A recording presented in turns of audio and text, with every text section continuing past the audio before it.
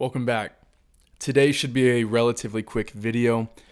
As I've started making these videos, I've had more questions on things I can talk about. And one of the things that came up that I wanted to address and get into with you guys is the third eye.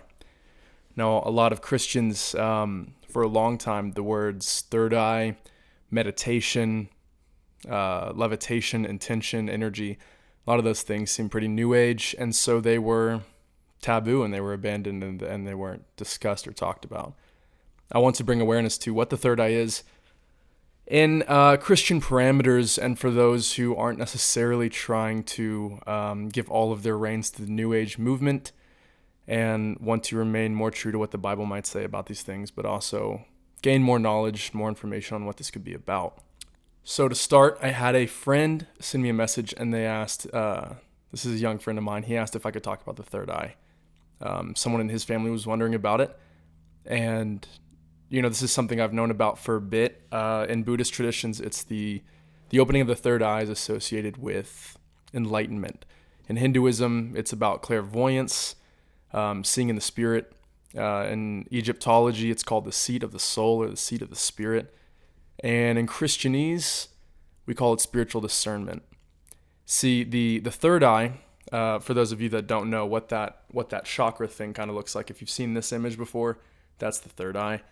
Or it's the chakra system associated with the third eye, which is right here out of 7 primary chakras in the body. As a disclaimer, there are supposedly millions of those chakras in the body and another 5 that exist, or 6 total that exist outside the body. But as for the third eye, it's in the body, associated right here with an actual organ, which most of the chakra systems are. And essentially, it is believed to be linked to the pineal gland, which lies at the base of the brain back here. Something to know about the brain is that it is bifurcated into 2 hemispheres. Every single one of your cortical functions or centers has a mirror representation on the other side, and they can control slightly different things. But the pineal gland is its own organ, and it doesn't have a mirror conglomerate. It doesn't have a corollary on the other side because it's right in the center. Now, it also is chiefly in charge of melatonin production, a lot of hormone production. It plays a part in HGH, human growth hormone, regulation of sexual hormones, things like that. In addition to that, and its part that it plays in the nocturnal, diurnal, wake, and sleep circadian rhythm cycle that we all have, it also has optic nerves located close to it that don't necessarily tie into the eyes. And we've wondered why that is for a bit. But the idea is that it connects through the frontal lobe to this part on the skull. Now, you see this in ancient depictions. You see, people with a third eye. You can see an image like that right here. But the idea is that this is an old understanding of the seat of our soul, and it's a gland, being the pineal gland, is highly sensitive to frequencies that the frontal cortex, the prefrontal cortex, the cerebral cortex, and the other cortical properties of the brain and regions don't necessarily pick up. They pick up frequencies that are more associated with things that almost lie on a quantum informational level that we don't pick up as consciously. So that's why the pineal gland, chiefly being in charge of melatonin production, also plays a part in dreams, dream states, subconscious states, and sleep states. Now, the idea is we have strayed away from using the terminology of a third eye because Christians don't want to pay homage to any of the otherworldly traditions or ideas that espouse levitation, meditation, intention, energy, clairvoyance, psychic abilities, teleportation, bilocation, anything like that. You can name 100 things. We don't want to pay homage to or credit or associate ourselves with those movements because they haven't seemed Christian to us. But the more that we have studied the Bible and seen the way that God intelligently designed us and crafted us, wonderfully and fearfully made in His image, we see that these things aren't necessarily demonic or evil, or on the other side, they are misrepresented sometimes, but they're definitely labeled and associated with other traditions that Christianity hasn't necessarily caught up with. That doesn't mean that the Bible doesn't have a precedent for them, just that we haven't necessarily dipped ourselves in those waters yet. Not all of us. Which is why I'm bringing you this knowledge. So the verse I want to talk about is Matthew 6:22, and it says, and I'm going to read it verbatim, "The light of the body is in the eye. If therefore thine eye be single, thy whole body shall be full of light." I'm going to read it one more time. "The light of the body is the eye. If therefore thine eye be single, the whole body shall be full of light. Now, that can be interpreted two ways with the Aramaic. One is that if thy eye be single, it means that your attention is single. The object of your attention is singular. You're not distracted.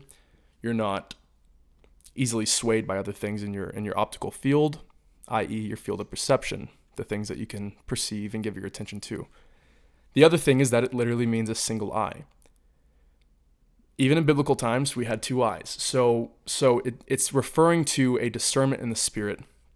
And there are verses on even, the discernment going as far as what Paul said, that we're not warring against flesh and blood, but we're warring against the spirit and principalities and powers. Now, having spiritual discernment is something most Christians are aware of, in that we know that we know it's necessary. We know we want to build that. We don't associate it with the third eye because it's like, oh my gosh, the third eye, that's something else. Don't talk about it. I've actually heard pastors tell their kids not to talk about it. And so, but the idea is that it's a name given to something that God designed. And if you ask if it's evil, is the third eye evil?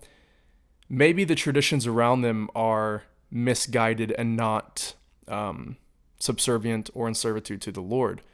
But the physiology of the pineal gland and the optic nerves therein, and the way it ties into this, and the way it can become decalcified, which I'll get into in a minute, that is a physiological and intelligent and deliberate design on the part of the Father and the part of Jesus.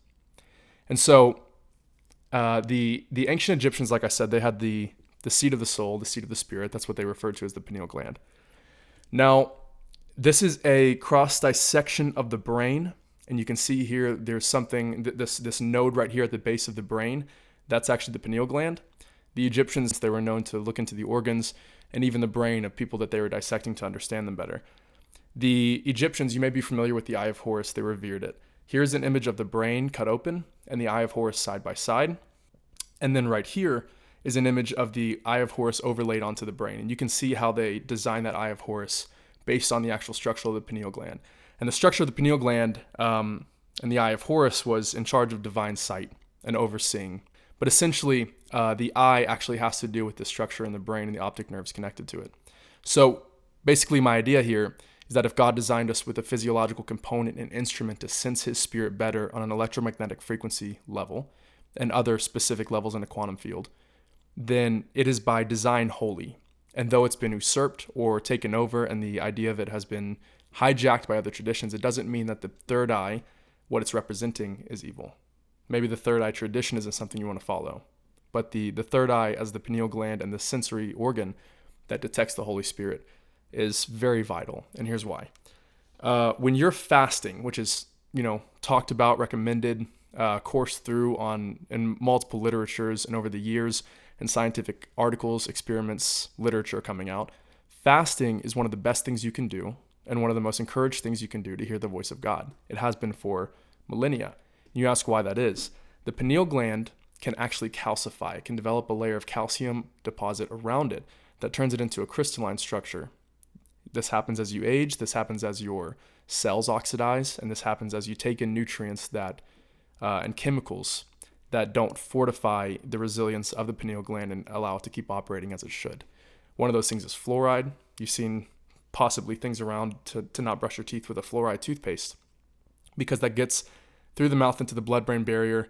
Actually, the pineal gland lies outside the blood-brain barrier, but it still calcifies it. And the number one thing that decalcifies the pineal gland over time is fasting, regular fasting. And the more that you do that, your melatonin production goes up, your sleep cycle's restored, your HGH goes up, which heals a lot in the body. But also, your sensitivity to the spirit goes up because that organ, the physical world and the spiritual world are closely tied via bridges. And God designing us with this gland to better hear him and understand him is one of the ways that it is tied. And when you decalcify that gland, then you are able to sense the things of the Spirit more thoroughly, more truly, and you are far more aware of the Spirit working through you.